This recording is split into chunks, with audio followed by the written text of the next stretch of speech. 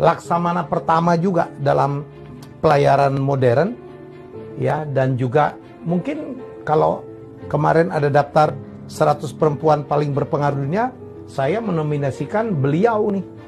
Beliau adalah Ke Malahayati atau Malahayati.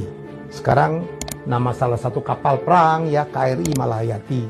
Tapi kenapa dia sampai dianggap sebagai pahlawan?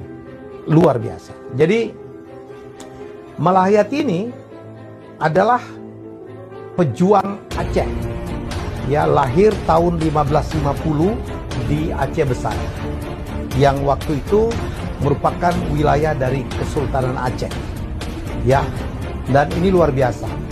Ayahnya Laksmana, namanya Mahmud Syah, kakeknya Laksmana. Laksmana tuh panglima perang di laut, ya, panglima angkatan laut.